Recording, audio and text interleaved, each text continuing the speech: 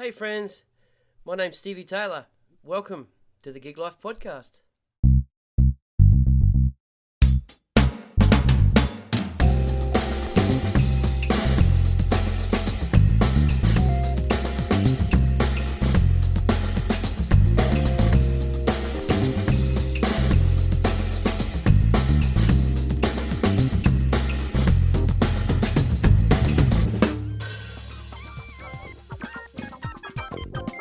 My guest today is Dauno Martinez. I sat down with this incredibly talented multi-instrumentalist, virtuoso, and we talked music, instruments, art, people, and a bit of philosophy. For me it was more of a music and history lesson than it was an interview, to be honest. I thoroughly enjoyed it. Again, I hope you do too. Cheers. I think we're rolling.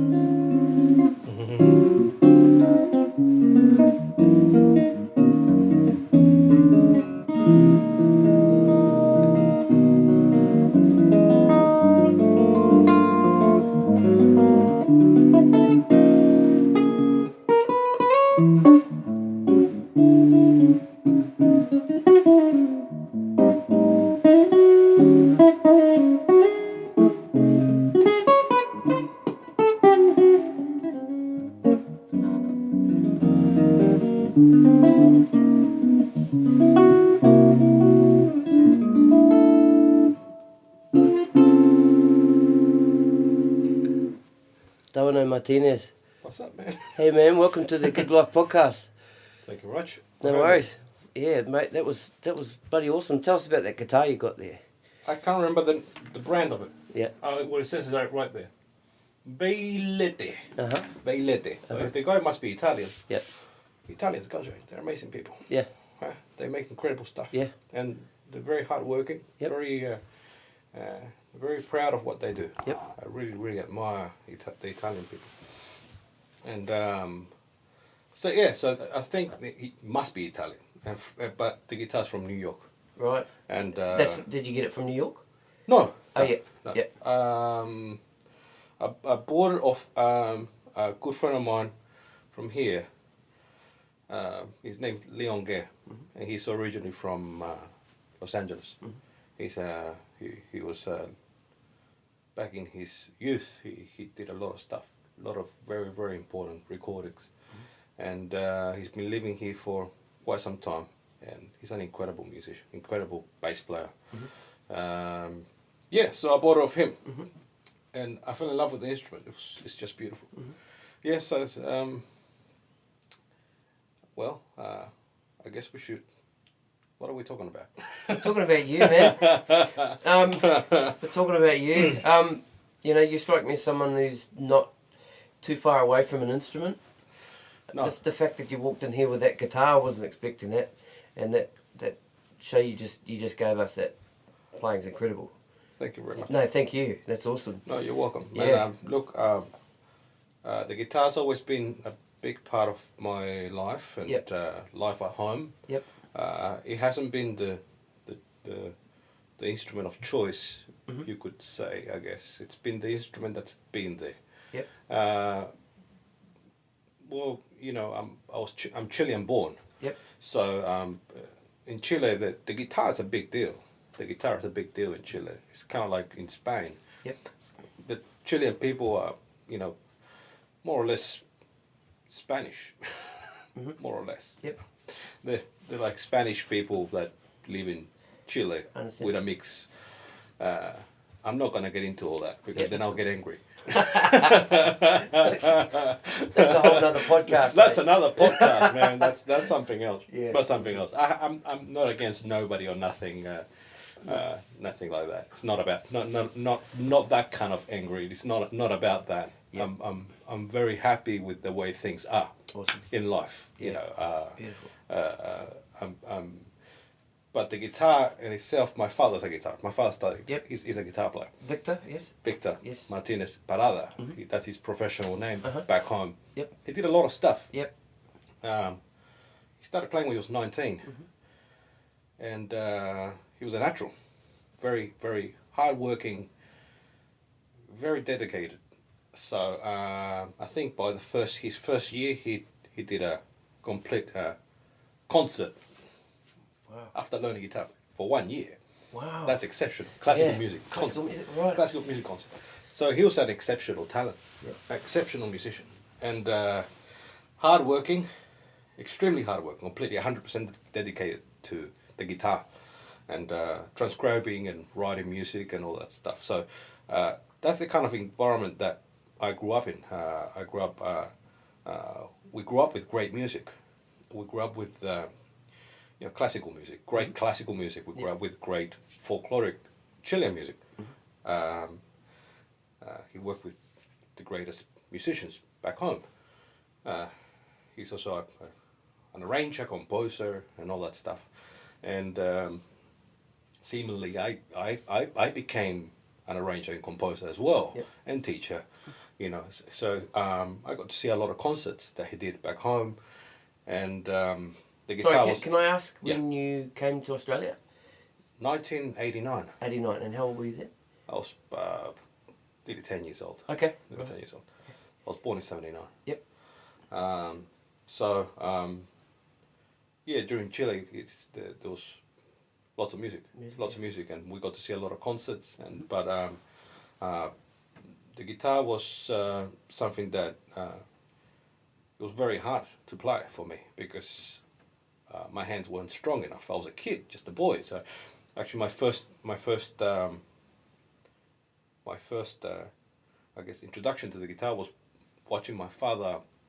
I think he was practicing or something, or maybe warming up or whatever he was doing. But I saw him playing directly in front of me with the guitar pointing the opposite direction to me.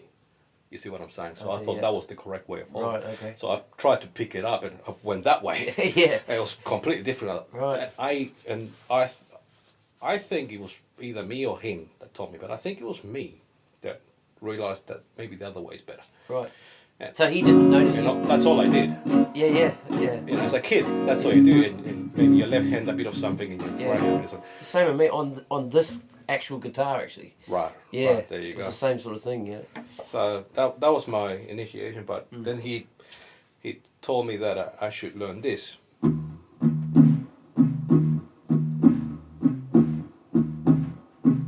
Beautiful. So he taught me that, and with a variation, of course. And then, holy shit, I got to change the string now. Oh God, cramp! Oh, it was, and it was so hard on my left hand, and the technique from the right hand was something that he picked up from a friend of his, an incredible singer, musician that he used to work with a lot, and he said that he's the only guitar player at the time, anywhere that he ever saw, that did that with not using a pick, but using his palm and the finger to muffle it up. to do that sound. So I learned that. He taught me that. He said that every good musician needs to know how to play the blues. So all right, kind of kept that in my head. And had you heard blues music Oh before? no, nothing. I was a kid. Imagine, Yep. But in sorry, just in Chile, with the music that your father was playing, was he listening to blues? No. Well, let me get to that. Yeah. Let me get to that. Okay. See, during that time, he was working with this guy, blah, blah, blah, blah. He had friends, this and that. I think a student of his or a friend of his back then in those years introduced him to John McLaughlin and the Mahavishnu Orchestra. Yeah. And when that happened, I think from memory, he said he heard it and he went, what the hell's this thing? Put it down. And then he heard it again, a second time, put it on. Because back then he was a classical music head. Imagine one of those, Yeah. from That's that your Billy Cobham going. Billy Cobham going, all that stuff. Yeah. And Mahavishnu with the tight, extremely tight chops and metal guitar, strong, the John McLaughlin that we were blown away by, which we continue to get blown away by his creativity and all that for now. But then I believe it was the live recording of Sister Andrea. And he said that when he heard that, he teared up, he cried, because he couldn't believe that the guitar could do that. Now, of course, by that time, obviously, Jimi Hendrix was around, everybody was aware of that stuff, and the Beatles and all that music, he loved all that, but nothing to the sheer velocity and aggressiveness of John McLaughlin and the Mahavishnu Orchestra. And from then on, it lingered on to, obviously Return to Forever, Miles Davis, Jean-Luc Ponty, and guess what? That's all the stuff I grew up listening to. So that was my childhood music. The hardest hitting, most brutal music you could ask anyone to listen to, and Bartok and all those greats. So that was the environment I grew up with, and as the 80s came on, obviously, Michael Jackson, Madonna, and all this great pop, because the 80s had good pop music. And I fell in love with the whole electronic thing. Electric bass kicked in for me because... Who was the first bass player? Well, see, I fell in love with Jean-Luc Ponty's music first, I think, as far as the jazz world. Because I recall hearing, as a child, I recall listening to Jean-Luc Ponty. I can't remember what piece of music it was, but it was Jean-Luc Ponty. It was Jean-Luc Ponty, and I didn't understand anything that was happening. But I knew I liked it, and I liked the complex harmony. I enjoyed the sound that created it. That wasn't anywhere else. So I went crazy about it. I started learning how to solo like them. And I started learning the bass lines. So Ralph Armstrong, that was his bass player back then. So I grew up learning how to play like him. Ralph Armstrong, I used to practice, and I used to practice to Stanley Clarke with the Return to Forever. And of course his album School Days and all that stuff. So I grew up with that, practicing along to those guys. That's how I learned to play, basically. Because that gave me I wanted to be like them, you see. And then, obviously Alan Holsworth, who just like, what? What? What's he doing? And so I grew up with that stuff. That was the stuff that I really enjoyed, and the great musical lessons that you get out of that music. From that music, you learn about funk, you learn about blues, you learn about everything. Gospel playing. I mean, Ralph Armstrong's pretty much a gospel bass player. And I didn't realize that until some years ago. Right. Until you kind of go back, you listen, you go, shit, he's actually playing all that stuff. Yeah. So yeah, and from that music, I learned how to move my hand, my left hand. I learned how to change key. I learned to appreciate different keys and different things. But it's funny how, students that I have, or some students that I have, I just tell them to learn the major scale. Tell them to learn I tell them to learn that, because out of that comes everything, basically, so it's funny, because when you're learning music, or you're learning about notes, you can get very easily misled or confused, right. And it can lead you on a path where you can get frustrated, I guess, in a way, because if you have the wrong information, it could all be a bit too overwhelming. Okay. too many things Yeah. to grasp. Keep it simple, eh? Keep it simple. Yep. So it's good to have to find a someone that really knows what they're doing to give you simple guidance. Yep. And the good thing about that my dad did is that he gave me simple guidance. Mhm. He never. This was the only musical lesson he gave. Those were the only notes he taught me. Everything else was listen. Yep. Everything else was that was it. That was all he taught me, man. And you know, it's hard to teach your kids. Yeah. I can understand that, you know. But I think there was a lot of example. There's a lot of lessons in music, and music has taught me everything that I could possibly imagine. And that was through the 80s. So the 80s, I fell in love with synth bass. Yep. You know, Yep. I fell in love with all that synth bass stuff, man. Damn, you know. Yeah, yeah. Oh, it's so cool. It's the funkiest sound in the planet. Yeah. Come on. You know, I fell in love with that, and I wanted to play like that. Yeah. I wanted to play bass like that. And then I heard Marcus Miller. That was a turn on. Mm-hmm. That turned me on, because that was a cool sound. Yeah. He's got a cool sound. Yeah. He had a cool sound. Yep. He still has a cool sound. Yeah. But as you grow older, you kind of learn to realize that you can't use that cool sound in everything. Yeah, that's right. Which is a shame. Yeah.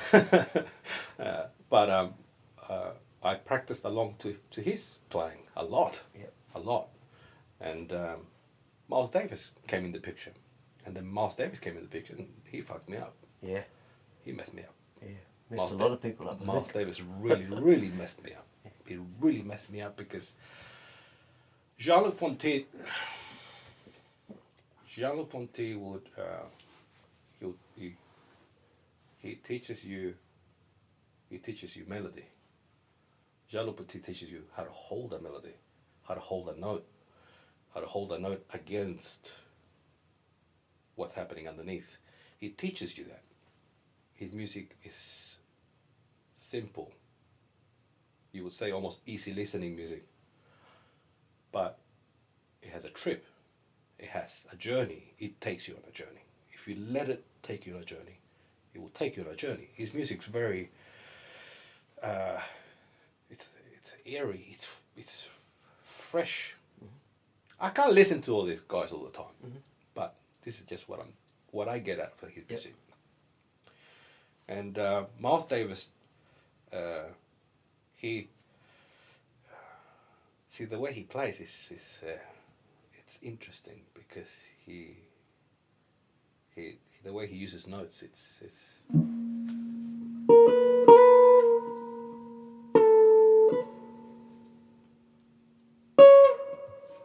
you know. You hear Miles straight away. Yeah. That's Miles. Yeah. I mean, that's not him, but Yeah, that's it's the air of Miles. I gotcha. You know, and that really messed me up, mm-hmm. because it's just the dissonance, the complete dissonance of.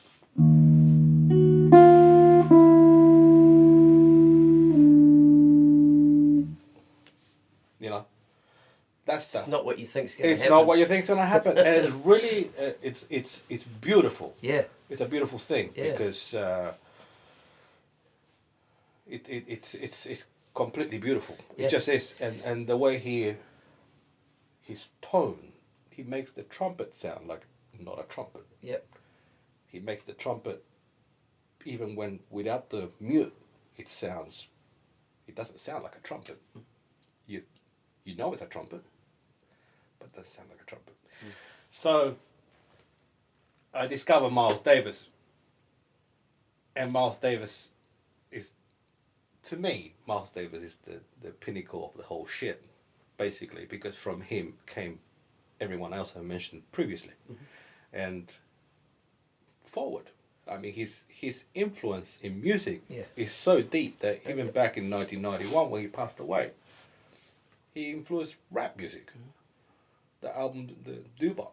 I mean, shit, that's a hip hop rap album, you know, and he was all over that. So,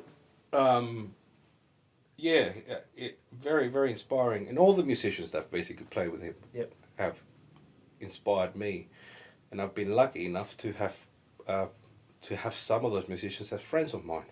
You know, I've been fortunate enough to have played with some of the musicians that have played with him. I've been, you know, and these are blessings, and you know, things like that. You know, it's amazing what can happen. Playing with your heroes, you know. But yeah, you get sometimes you get lucky. Sometimes you can get to play with your heroes. Sometimes you can just have a conversation with one of them. Yeah. That's enough. That's all you need, yeah. That's all you need. You just need something, a moment to happen. Yep. You know, that will inspire, that will change your life. Because we're in Australia. Yeah. We're in Australia, and in Australia we have us. Yeah. We have us. You know, we have many great musicians here, and like there is all over the planet. There's many great musicians, but only a few get nice opportunities. Yeah. Only a few, and I mean it takes a lot of work to become a part of that few. Yeah. You know, it's a lot of struggle. Yeah. And you know, you have Just to dedication. a lot of dedication, man. A lot of hours. You got to put in a lot of hours, a lot of work, and. But yeah, I mean, gig life, right? This is the podcast of gig life. Yes, man. Gig life. So let's talk a little bit about. You came to Australia when you were 10. At what stage in your playing did you start playing with other musicians? And back in 1990, 90, maybe close to 91, 1991. My first performance was in my primary school. In my primary school, where I was learning English, I played in front of the school kids there, and that was my first performance. And that's a very, very nice memory that I have. I think that they are going to. That's very nice. Put it. It's a very nice memory to have. But my first band was with my brother, my elder brother. He's a guitar player, he's a producer, and he. That's Andrew. Andrew's your oldest brother. Okay. Andrew, yeah. He formed a band, and and I was included in it. I played bass with another friend of ours, and we played for a few years together, and we did gigs. So I became professional, like when I was about probably 11 years old. Oh, fantastic! So it was pretty funny. Yeah. And we were playing jazz fusion orientated music. Yep. With rock. Yeah. You know, it's funny, but that's what we were doing for kids. You know, it was pretty interesting, and having audiences and people coming up to you and, wow, you know, that's great, and this and that, giving you the nice compliments. You know, all that stuff is good, but at the same time, it was so bad for me because I didn't have anyone telling me that what I was doing was what I was doing wrong. I had people giving me compliments. I didn't have anyone giving me the truth. Yeah. I needed to hear the truth. Yeah. That would have helped a lot. Yeah. Because the truth would have saved me a lot of years of relearning. Yeah. And researching and reality checks. You know, because I grew up, as I said, with that kind of playing. Yeah. The fast playing, the lots of notes playing. Yeah. I grew up with that stuff. I grew up also playing along to groovy players like Marcus and groovy music like Miles Davis's music. Yeah. Had a lot of pocket, go-go beat and all that kind of stuff. Yeah. You know, but stepping into, and then my first few gigs, like working outside that ensemble, were Latin gigs. So I stepped into Latin music, and that was a smack in the face. Latin music is extremely difficult to play. Afro-Cuban music, I'm talking about. Or New York salsa as well. Very difficult to play that stuff. Very difficult. As a matter of fact, it's still difficult today. You know, and it's a challenge. Anybody that says that It's easy. I want to kill him. It's just yeah. I want to kill him. Yeah. It's hard to play that stuff. Yeah. Okay, so yeah, that was my first intro to playing in ensembles outside having my brother in it, or my dad. So I did that for a few years, and then I started doing gigs, pop gigs, with different bands. I think, you know, stuff like that, and I'm still doing those things. Yeah. I'm still there. Yeah. Because we're in Australia. Yeah. And those people that I've worked with in the past then are still here now. Still here now. Yeah. Still my friends now. Yeah. But we had an ensemble with my father, a trio, a guitar trio. We still got it, more or less. And Yeah, I see that pop up every now and then. every now and then, yeah, we still have that. We don't gig with that a lot, but Yep. 10 plus years ago, we did a lot of support acts, a lot of traveling, a lot of work with that, and we supported the biggest names in the world, artist wise. I can't remember who we did, but we did a lot of them. Yep. And incredible experience, man, meeting all these amazing people, you know, playing, and you know, it's been like that for a long time. Yep. Just playing with a lot of great people, man. Yeah, yeah. A lot of Australian artists too. That. I mean, you're a busy dude, man. You know, I choose to be busy sometimes. Yeah, yeah. Sometimes we're not busy, man. Sometimes comes Friday, Saturday night, it's like, oh shit, I haven't got a gig. Oh, right, yeah. And it happens. Yeah. It happens. You know, everybody's got their players. Yeah. Yep. Everyone has their players that they call, you know. Yes. And the pinnacle of gigging, something that happened which was really, really, really cool. I mean, throughout all the years, a lot of cool things have happened, man. A lot of great moments playing with different people, and we've been associated with, you know, just incredible musicians all over town and around the world. Great people that come here, and all that stuff. I got asked to put got asked to put a band together for a show that was going to happen in Italy, which didn't happen in Italy, but this happened in Los Angeles instead, and this show was great. I took Andro and Buddy, who you've spoken to, Last right? week, yeah. Yeah, and we went to Los Angeles and we played for this incredible array of artists, man. Was this George Benson? George Benson? Yeah, I saw the photos. Yeah, that was cool. And Greg Fillinganes. Keyboard player. And I saw him live with Toto. Yeah. At the Metro years ago. He just walked out, man, and just went like this, and you know, arms out like this. He's got an incredible vibe about him. Yeah. Man. He's a friendly dude, very cool guy. Yeah. Just really, really cool guy. Yeah, that's cool. But there was a really special thing that happened that during one of George Benson's tunes. This is at the end of the concert. There's a breakdown. Everything breaks down, and introductions start to happen. They start introducing the band, and this introduction, I added during rehearsals. We started getting warmed up to playing this song for 2 weeks, man. We were playing, and I added this note, this thing, to this groove. I just did it. The musical director goes, "Oh, we like that. Let's keep that note." Okay, cool. So that note was kept as part of the arrangement for George Benson's song, right? I thought, wow, that's pretty cool. And then we had to come up with an outro for the whole concert. So I started playing this groove, and the groove stayed. And that was the groove that, you know, and I thought, shit, man, I did that. You did that. They're following me, man. Actually, that's my shit there. George Benson's going, hey, man, what you doing That was there? incredible, man. What an incredible Awesome. trip. So we made some good friends. That's great. Made some very, very, very cool friends, man. Yeah. You know, but I get wowed all the time when I see people, man, here in Australia. And I've had the great pleasure because now I'm playing, I've been getting around playing drums Yeah, I've seen. And I've had the great pleasure of playing with bass players. Yeah. You know, one thing I noticed about the videos you've been putting up, when you're playing cross stick, your fingers are doing this. I don't know if you notice you're doing Oh, it. yeah. I know. Yeah.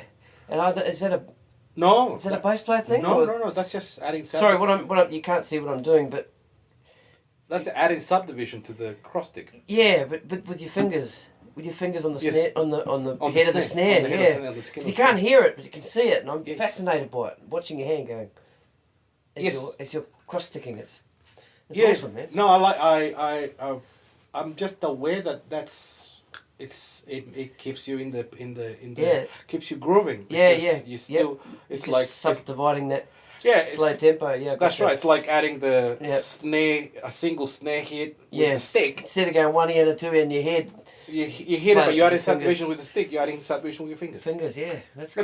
It's nothing new. I mean, Yeah. I've seen a few drummers do that. Yeah. Oh, you mean ghost noting? You're ghost note, noting. yeah, right, gotcha. Ghost noting, yeah, Yeah. yeah. I mean, you can get tricky and start doing rolls and shit with your fingers. yeah. You know, that's some other shit. Yeah.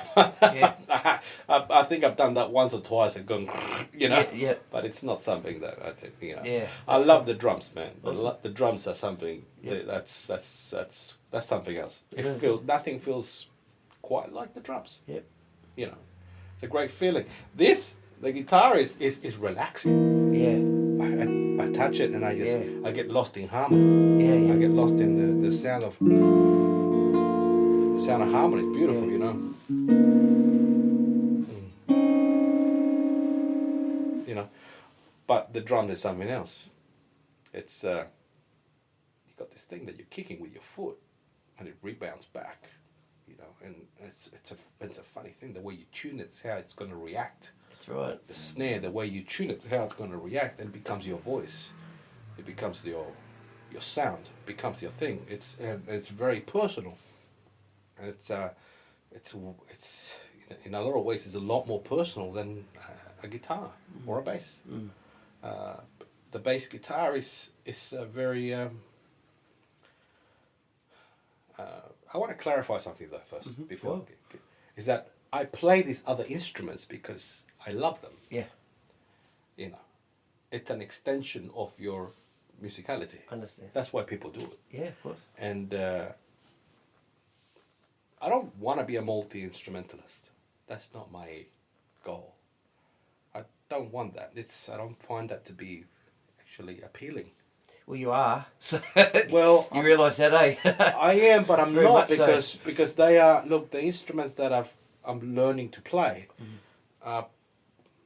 They're pretty primary instruments Okay. within an ensemble. They're primary. It's not like I'm Okay. going to play a flute. All right. And then I'm going to play a xylophone. You know, these are primary instruments: a drum kit, Okay. guitar, a bass. You know, I'm trying to play a bit of keyboards. You know, I mean, you know, these are primary instruments Okay. that you just have to know. And I think the better you understand how these instruments work, is the better you're going to be able to communicate to other musicians. Yeah, we're able to, like Prince. Right. Prince would tell each musician how to do Yeah. their thing, and he could probably do it better than they could. Yeah. You're right. That's right. But you know, and I know people that work with Prince that you know he was his own man. You know, it was Prince World, man. Yeah. You know, and yeah, that's another cat that's amazing. Was amazing. You know, it's funny the way things have turned now. Those 3 gigs a night, they ain't happening anymore. Yeah. It's just it comes 9 o'clock and you ain't got a gig. Too bad. Right. There ain't no other gig. Yeah. You know. Yeah, man. Music's it's an incredible thing. It is. Takes us on a big journey, big Sure trip. does. And you've interviewed some pretty amazing people. Yeah, man, and it's cool. It's you guys have been very receptive to it, and it's about time, you know, you guys' stories get told, you know. It's the best thing that's happened in a long time. Oh, cool. Yeah. Cool. There's so many great artists here in this country Yeah. that around the planet people don't know of. That's right. Yeah. You know. Yeah. And it's a shame. It's a real shame. Yeah. Because there's great players here, man. And even when I went to America, man, the land of amazing musicians, which There's so many amazing musicians there. Incredible. Yeah. But I got to tell you, man, I saw a lot of chopping out. Yep. And in So Australia, it's pocket and groove here, man. Yeah. in Australia, it's all about the pocket. Yeah. Yep. Australia's all about the pocket. And that's what I really made me appreciate. A lot of that stuff made me appreciate a lot of cats here. Because I was there thinking, shit, man, where's the pocket in this fucking music? Where's the pocket in this music? It's all about the snare drum. And I'm listening to this shit. I'm listening to these people hitting. These drummers, which are amazing. They're hitting so fucking hard on that snare drum. It's like, you're so selfish.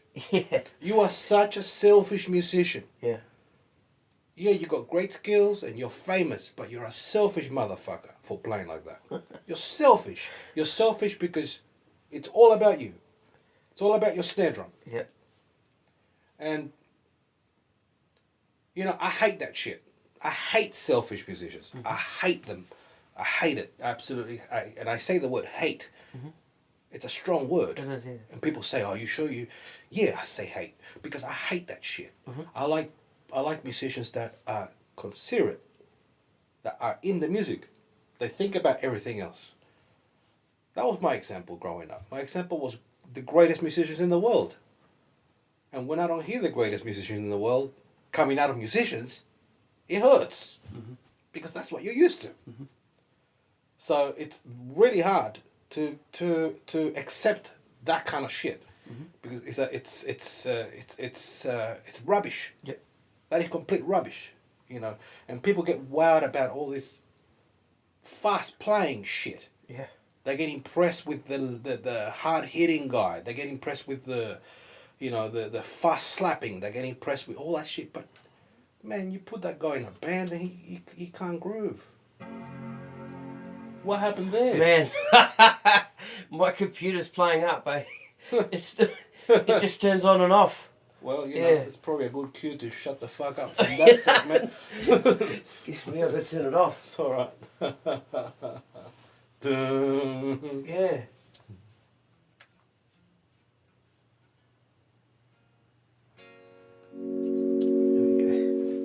That's basically what Sorry about that. It's alright. Yeah, that was like almost like the Windows sound. Yeah, so it's really hard to find that group of musicians that you can play with.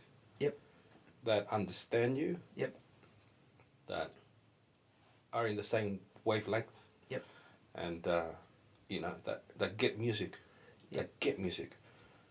Because playing music is not about how fast you can play.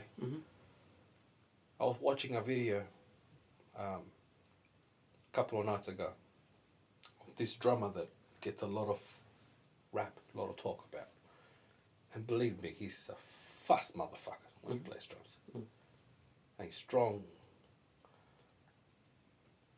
During his drum solo, I laughed out loud, man, when I heard this shit, because during his drum solo, he's going so fast and playing everything as quick as possible, and you're going, shit, man, that's hard to do. To play that fast, it's hard to do, and to be that accurate, it's very hard to do. During his drum solo, he stepped to his second snare drum, which is tuned low, and started doing this groove, just a pocket groove, and that shit didn't sound good. Oh, no? It didn't sound good. His pocket didn't sound good. And I laughed out loud. I went, you spend so much time. You spend so much time being that dude that when it comes to actually playing music, you can't do it. That to me is mesmerizing, bro. People are confused. And it's a headspace. Playing music, playing an instrument, it doesn't matter your skill level.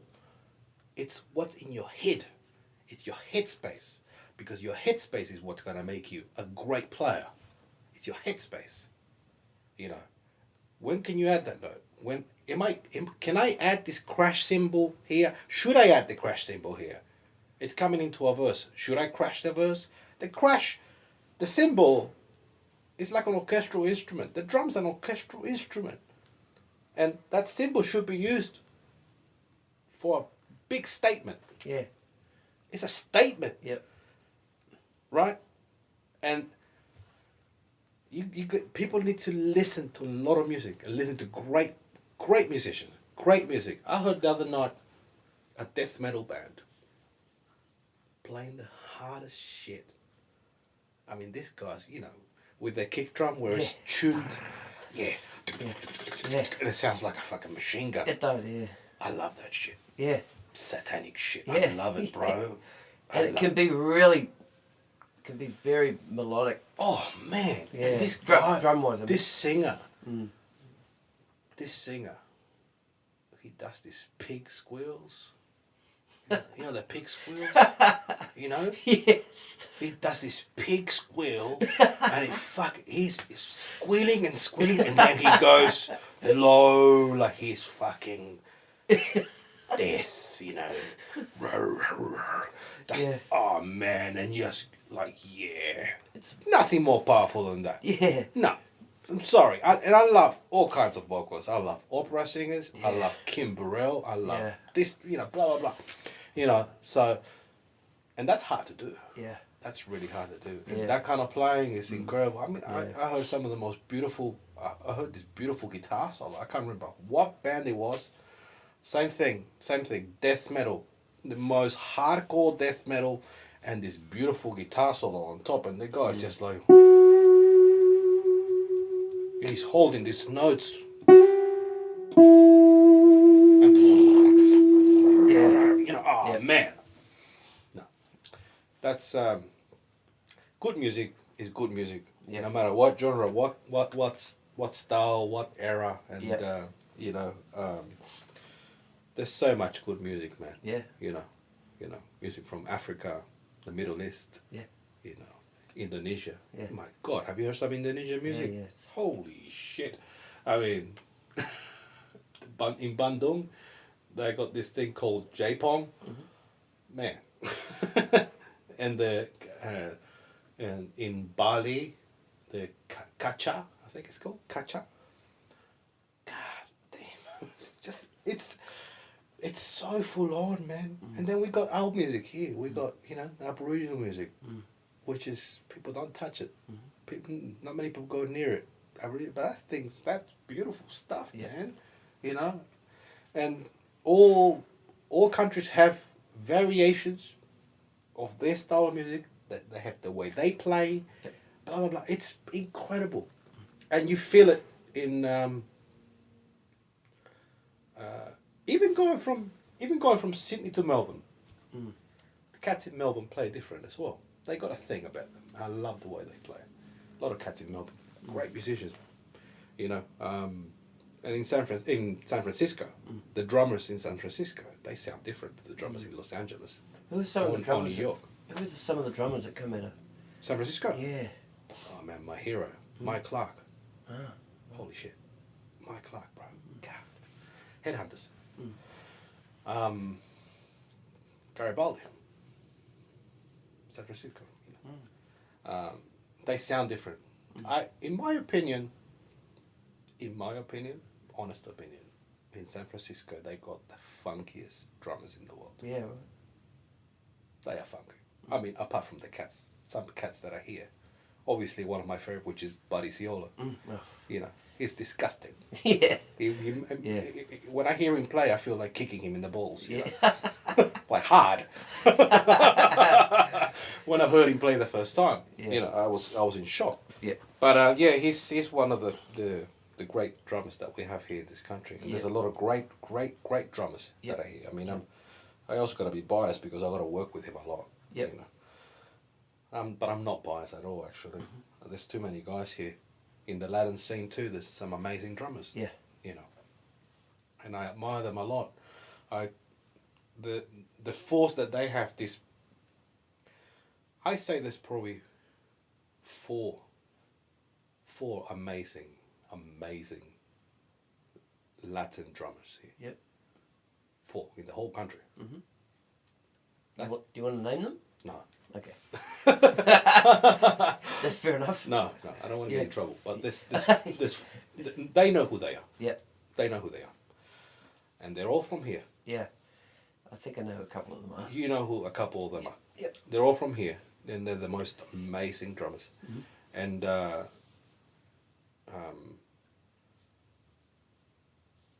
it's a common conversation that you have with people, versatile musicians. You know, it's hard to find versatile musicians because the Afro-Cuban thing of the Latin percussion, which is a huge world.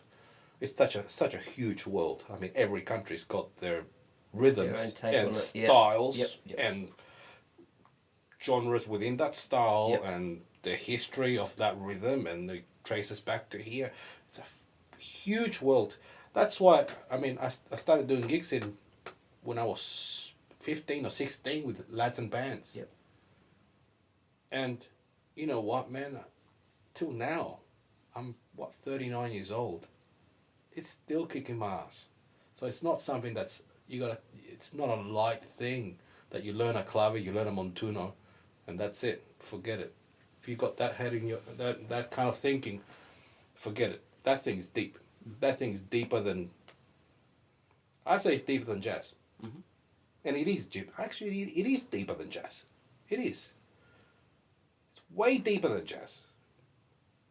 You know, jazz borrows from Afro-Cuban and Brazilian music. You know, classical music it's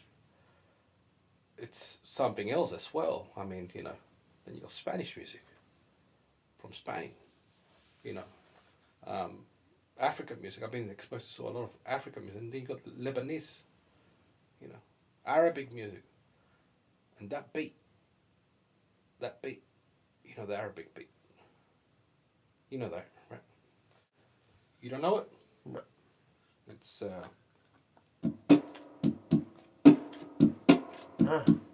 Right.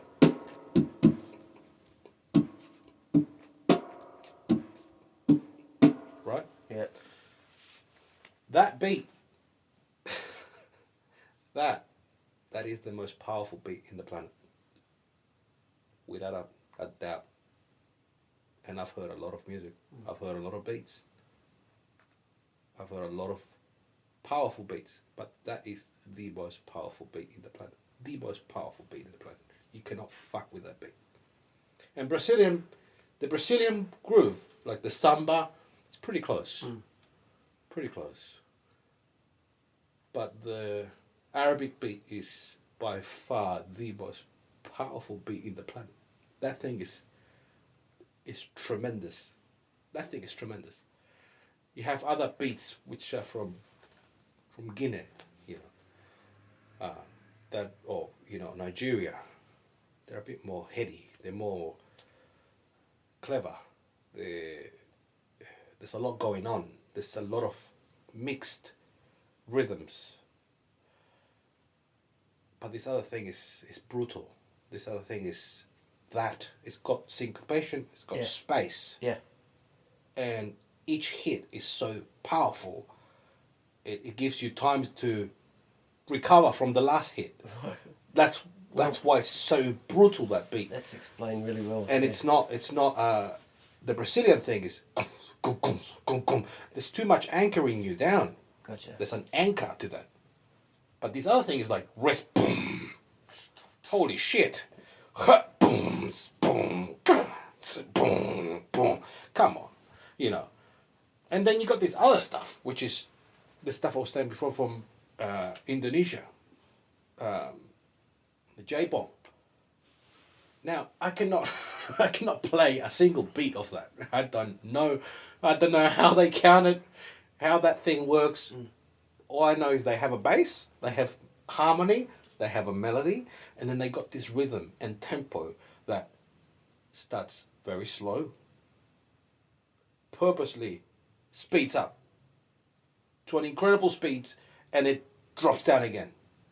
Tempo. And everyone's on it. Every motherfucker in the band, everyone dancing is on it. Now that's hard. Yeah. I don't get it. You don't get it. I don't get that music. That music, I mean, I don't get it. I get it, I know nothing about it. Right. But I love it.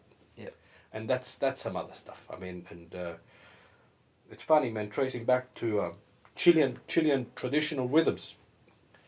I had this master percussionist trace back Chilean traditional rhythms to Morocco.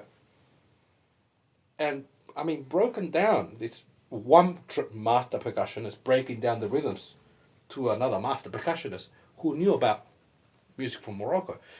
And he said, yeah, that's this. That's what this part does, and that's what this. I wrote all the stuff down somewhere in a book.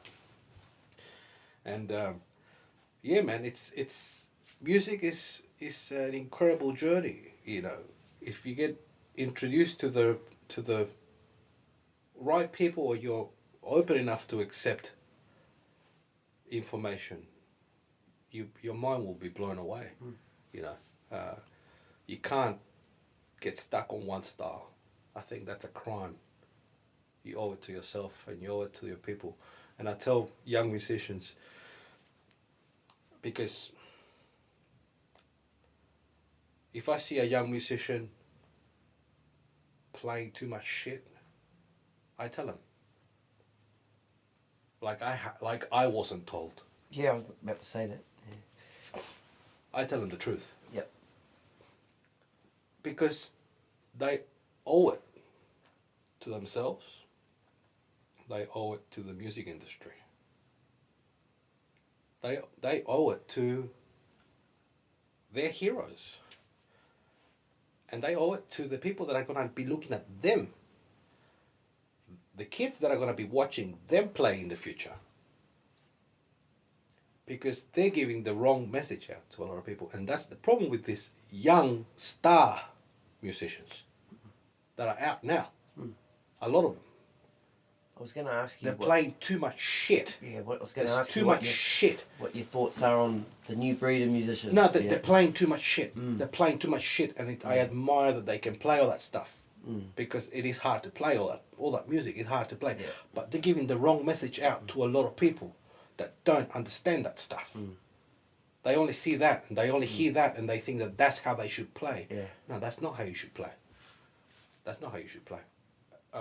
You know. Play rock with you for me. Yeah. Hey guy, play rock. Taka taka taka taka taka. Well, yeah. Can you? I've never heard that. I've never heard that bit played right. Yeah. And I've never heard. Yeah. I've never heard those kick drum hits that happen in the happen towards in the bridge of the song. Yeah. There's extra kick drums. Yeah. Yeah. All that stuff. Yeah. Which is essential in that song. Yeah. Now I've learned the bass line. I think I learned it back when I was, 16 or maybe before. I learned that bass line. Yeah. Note for note, I learned it. Over the years, I forgot how to play it. I play my own shit now. Yeah. Or close to the bass line. Was it Lewis Johnson that? I have no idea. Yeah. Okay. I have no idea. But even that, even what do you call it? Another song that people mess up. Bass players mess this up because it's Billie Jean. Yeah. Yeah. People put an octave pedal. It sounds fucking horrible. I hate it. It sounds horrible, bro. Yeah. It sounds horrible. Yeah. Bass players put an octave because they don't know, but it's quite simple. It's in F sharp. Yeah. Right, so.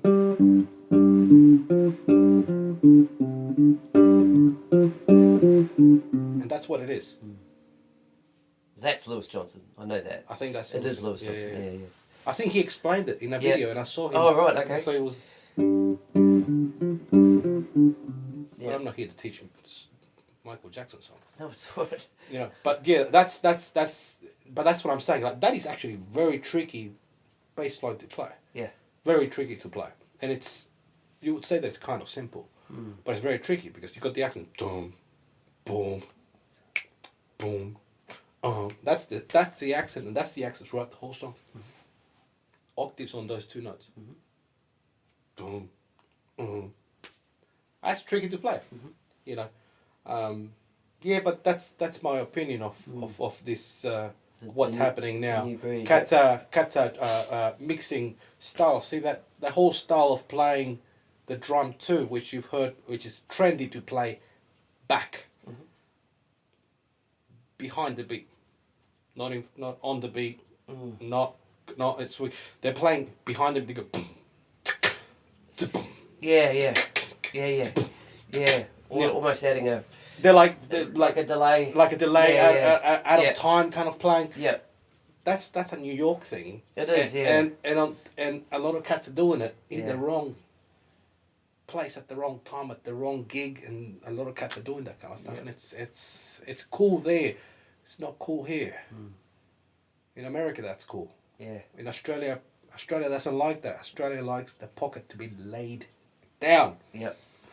Australia likes the pocket laid down. That's Yep. why there's great drummers that are still gigging, that are doing a lot of gigs here, because they're laying it down. They're laying it down, you know, and that's what's always gonna. There's nothing's gonna feel better than a good solid pocket. Nothing's gonna feel better than that, you know. And I've learned that throughout the years. I've learned that, you know. It's taken me a long time to learn that. Yeah. You know, I came out of jazz fusion, remember? Yeah. You know, so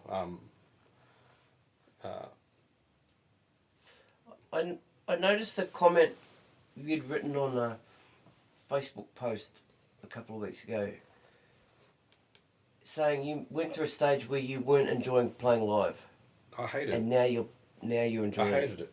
Yep. So can you explain why that is and what's changed? Okay. I'm very sensitive to sound. I'm extremely sensitive to sound. I learned about sound because the truth of sound was exposed to me. This might sound funny, actually, but I was friends. This man passed away. His name was Augustus Owsley Stanley III. His nickname was Bear, and he was the reason behind the success of pretty much, or the funding and success of the Grateful Dead. You know, and he taught me a lot about sound. He taught me about pure sound, about pure sound, sonic waveform, not what we can see on a computer screen, but actual appreciating pure sound. So I became so sensitive to that, and my understanding of that has really grown. Also, what happens is when you spend a lot of time practicing or playing at home, just playing, practicing. There's a big difference between practicing and playing. So when you spend time doing both, for instance, and studying your instrument, you become so sensitive. Also, when you're a composer, when you write music, your headspace somewhere else. You're constantly thinking of composition. See, when you're in a jam session and people start playing, that's a composition. A lot of people don't approach it like that. People approach a jam session like it's any noise is good noise. That's not how it is. It's actually more important, and it's harder to do than playing a fucking song. It's harder to make music, spontaneous music, on the spot than to play a song that's pre-written, learned bar by bar. That shit's not impressive anymore. I'm not impressed with that stuff. You know, it's good people are transcribing. You see people online transcribing John Coltrane's solos. Yep. It's impressive that they did that. That's great. But any motherfucker can do that. To actually create a piece of music out of nothing on the spot and make it work, make it sound right, that is harder to do. That takes intuition, that takes a lot of creativity, and that takes a lot of guts, takes a lot of trust, and you have to be completely 100% in and aware in the music. So I stopped liking playing live because I was hearing all that. I was hearing selfishness. I was hearing non-musical inputs. I was hearing people going through the motions. For whatever reasons. I've done gigs where I've gone through the motions too. Yep. I've played gigs and I've been dead. Yeah. Yeah. Can't wait to get home, man. I can't wait to leave. I just want to get out of here. Gotcha. I hate playing that kind of stuff. I hate playing like that, in that headspace. So, and when music just becomes about money, I wish I wasn't in the music industry at all. I wish I never did a gig ever again, because I don't want to play music for money. I didn't start playing music for money. You know, I hate playing music for money. I think it's a great way of making money. Yeah. It's fucking an incredible way of making money. The hardest thing about playing live sometimes is actually playing the gig. The hardest thing about playing live should be parking your car. That should be the hardest thing to do. You know, that should be the toughest thing about it. Because, and I love setting up, man. Yeah. I love plugging cables. Yeah. I love amplifiers. Yeah. I love cables. Choosing your rigs at I home. love choosing what I'm gonna take. I love mixing, matching the right instrument with the right blah blah blah. Yeah. I do all this stuff at home. I do it a lot. Yeah. Just for fun. Set up shit, strip things down. Yeah. Come up with a rig that I can imagine. Yeah. When I use, strip it back down. Yeah. And then you think to yourself, where am I going to take this? What gig am I going to play it at? And then you go to the gig, and who's your audience? Your audience is a bunch of people, workers, that are getting pissed in front of you. And they're requesting song after song, they're screaming, you know what I mean? Yeah. And that's all fun if you're in the right headspace for that stuff. Yeah. And if you got a thick skin to accept that as part of your job. I've accepted all that, and I have in the past, but it came for a period of time where I hated all that stuff. I still hate it, but you know, this is part of my job, so I've learned to accept all that. Yep. As I said, so when you're thinking of composition all the time, when you're thinking of rhythm all the time, and you're breaking down rhythms, and you're thinking about it in a mathematical form, and the reason why I say mathematical form, because I have a guru who's an Indian tabla master, and he's my guru, and I've learned about rhythm in that side of the world as well, and that's all dealing with mathematics. Yeah. So when you're thinking about everything like you're hearing all this in your head all the time, and you can break down rhythms to and you're hearing everything in between, and you hear all the mess. There's a lot of gap there, man. You know. There's a lot of gap there and swing. You start to hear the swing, the way it can shift this way. If you swing that note a bit, blah, blah, blah, blah, blah. And I'm at home practicing. I grab the bass and I want to play, and I start playing something. And I think to myself, where am I going to play this kind of bass playing? Where can I play this kind of bass playing when my gig requires me to play these songs? I can't play like that anyway. I can't play like this anyway. So I started developing this new technique, playing bass, for me, just so I can be happy about playing bass. Yep. I started playing with my thumb, right on the neck, almost.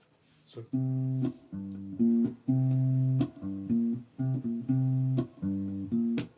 guess what? I'm really enjoying that. Yeah. I'm really enjoying that because it's taken me back to even a more simpler form of playing, a more simpler technique of playing, and I'm applying that technique in everything now, because instead of me using my index finger, there's so much effort involved in that. Yeah. I'm using my thumb now. And I'm enjoying that a lot. Yeah. So, a lot of the techniques that you practice at home, they're not needed at the gig. Yeah. And that's what I mean by musicians. You need to be in the right headspace. Headspace, yep. The right headspace to go and do those gigs, and to go and play music with people. Because if you're in the wrong headspace, you're gonna have a bad time. You're gonna have a very, very bad, very, very bad time. Comes to luck as well. You know, if you're one of those few lucky musicians that are always getting called for gigs, man, you're gonna be in the right headspace.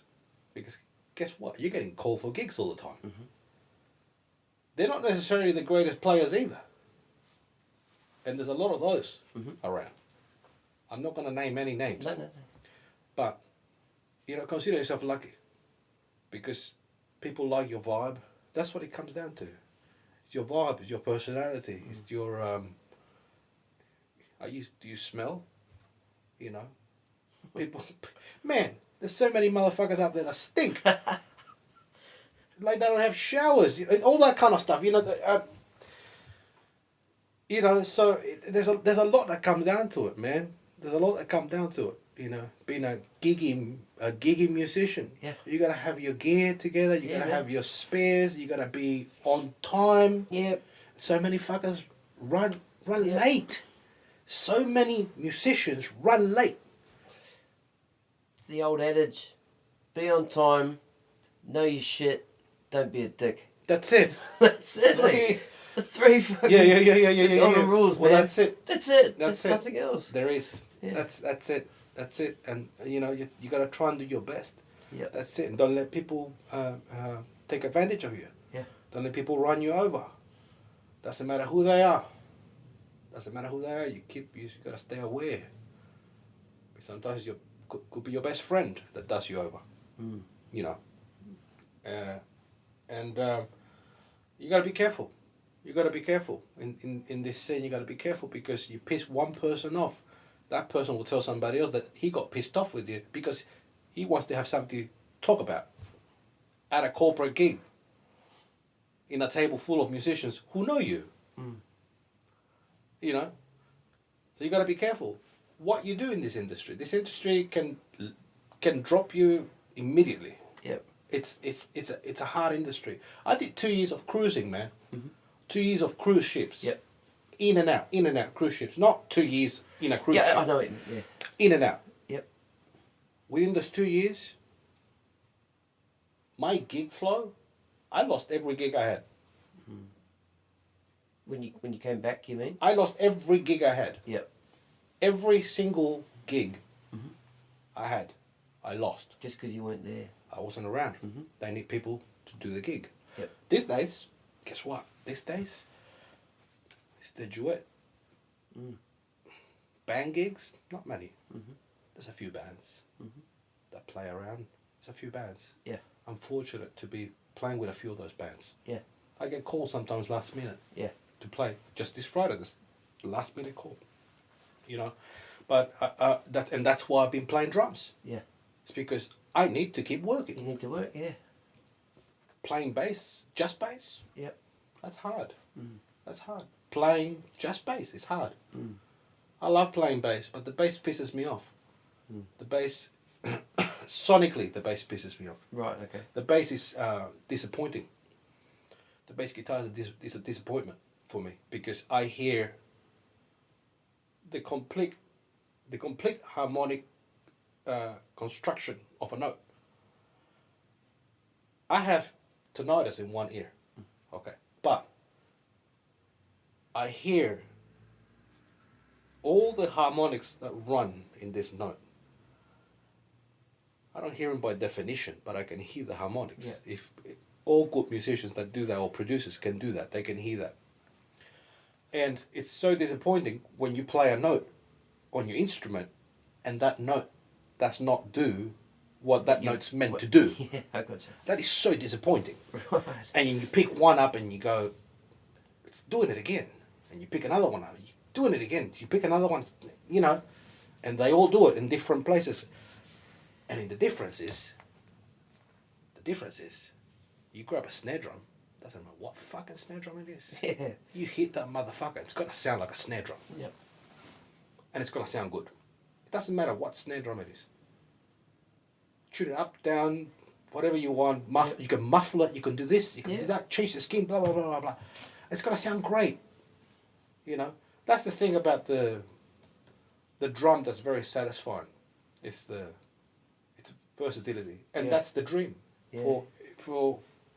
For bass guitar, for me, that's the dream. The dream is to have the speaker configuration, the bass, the correct wood or whatever material. There's so many problems with technical problems with the bass. Yep. That they still haven't been fixed or addressed. Mm-hmm. You know, construction wise, there's a lot of problems with the bass guitar. A lot of problems, and I hope somebody out there can fix them, or somebody is already working. Because if I was an inventor, that would be my first thing would be to try and fix those problems. Right. A lot of problems with the bass guitar. So but the drums are almost, you could say that they're a perfect instrument. Yeah. Almost a perfect instrument. Yeah. And the most perfect, of course, is the human voice. You could do so much with one snare drum. I mean, I've got Yeah. a few there, and I've got a few others that serve a purpose. But I've got one, and it's a 5-inch brass Right. pearl snare drum. And I've had it for years, and it's probably one of the cheapest snares I bought, because I bought it on eBay. And it does fucking everything. That's my go-to, man. You know? There you Just go. that one drum, you know? Yeah. Just, you know, a bit of gel or crank or... You know, bottom, just the most satisfying bass guitar or bass instrument that I've played is it's the Ampeg Baby bass. Mm-hmm. Ampeg Baby bass. It's an upright. It's an upright bass that I have. Right. It's old. It's from the 60s. It's the sound of salsa. Put it that way. Okay, it's that bass. Okay. It's the bass that got played in Oye Como Va. Oh, right, The okay. Santana, that bass sound. It's that bass sound. Right. That is the most satisfying bass sound. Because that bass can only do that. Right. It does that really, really well. Really well, yeah. And you can open up the pickup and make it sound almost like an upright. And that's very satisfying. Mm. You know, that's a satisfying instrument. The note decays immediately. Mm-hmm. Doom. It decays almost immediately, every note except for the open strings. Open strings, they ring out. But that is the most. For instance, this guitar, full of problems. Right. Guitars are full of problems. Classical guitars are full of problems. You can't tune classical guitars. They're untunable. Mm. And some people might argue with me. They go, "Oh, you can tune them." No, you can't tune them. You can't tune them, man. They're imperfect. Mm-hmm. That's what makes them beautiful at the same time, is that imperfection. But they're so, they are very hard. That's a fucking hard instrument, man. That is probably harder. That's harder than a bass. Mm. In the sense of the how temperamental that instrument is. Mm. The strings, man, and the tuning, it goes out of tune hard. I mean, it could be completely tuned here. Oh, we disappeared. It could be tuned there, but over here is completely out. Yeah, yeah. And what can you do about it? It's the height and all that stuff. Yeah. So this setting up your instrument has become it's a vital thing to learn how to do for any musicians. Is to learn how to be hands-on your instrument. Yep. Don't give it to somebody to do it for you, unless they know what they're talking about. Unless they know. Yeah. So. That's it. Art. See, drawing, man. People eat every day. We eat every day. You like your coffee with sugar or milk, or you like it with no sugar, or you like it with a bit of sugar, or you like, we all like it in different ways. We all know that if we have a good meal, a nice meal, it's got all these elements, beautiful elements.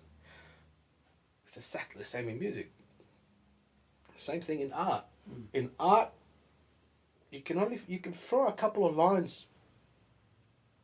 The most important thing about any line you throw, that it has to be balanced within the frame. You don't have to fill up every space of the frame. You can fill up the whole page with lines and dots and blah, blah, blah, blah, blah. I've done a few of those, and they're, oh my goodness, I'm still finishing one. I'm still finishing this one. It's about so big. I'm still finishing this one thing, man, and it's full of detail. I mean, it's so exhausting, full of detail, so full on. It's a masterpiece purely because it's so intense. It's not because it's a masterpiece. It's for that purpose. Yes, it is. But also the simplest things are so beautiful.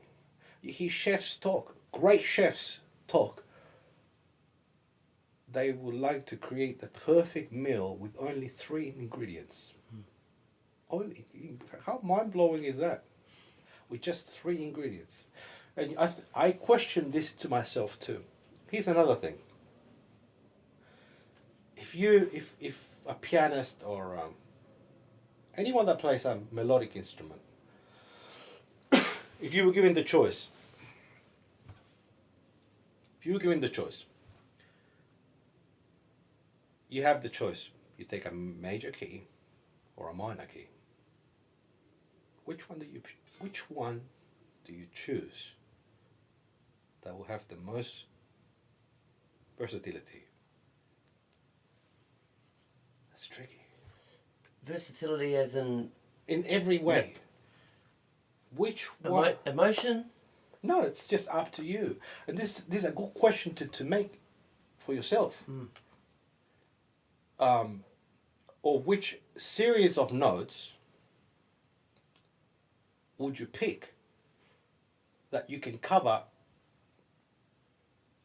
just about everything? Which series of notes would one pick that you could cover everything? That's something I ask myself a lot. And I found an answer for me that I like. And I think to myself, if that was all I could ever use for the rest of my life, I'll still be happy. I'll be happy because I wouldn't go for a minor key. No, I would go for a major key. And I would go for one note, a semitone, and a tone away. Because those 3 notes, you can move them anywhere. And depending on the root, it could sound minor, it could sound major, it could sound diminished. So I've covered a lot there. That's a lot of music to cover. I mean, the altered, all that stuff, it's a rare sound. But this sound,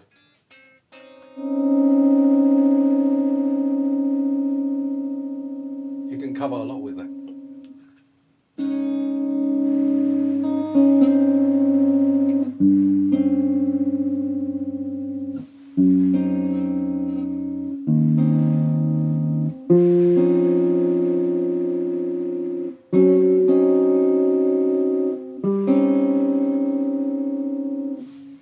So I asked myself, there's a lot of questions that you got to ask yourself, man.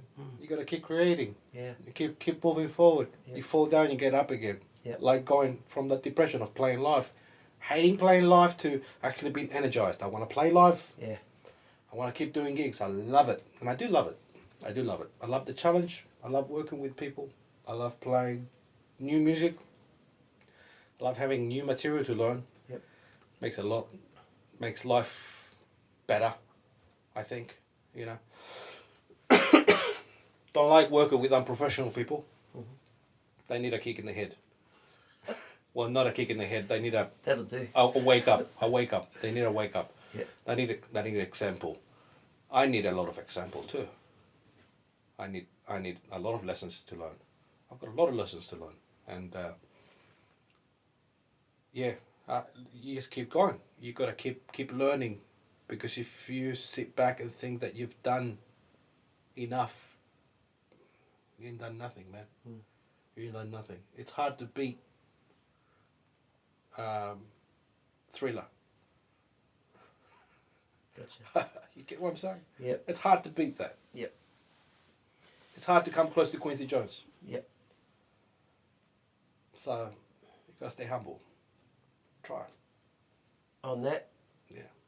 Dauno Martinez, thank you so much for being on the Gig Life Thank you, podcast. man. Keep doing what you're doing, man, and yeah, Thank you, bro. good shit, bro. Thank you, bro. Thank you very much, man. Thank you. Awesome. So much.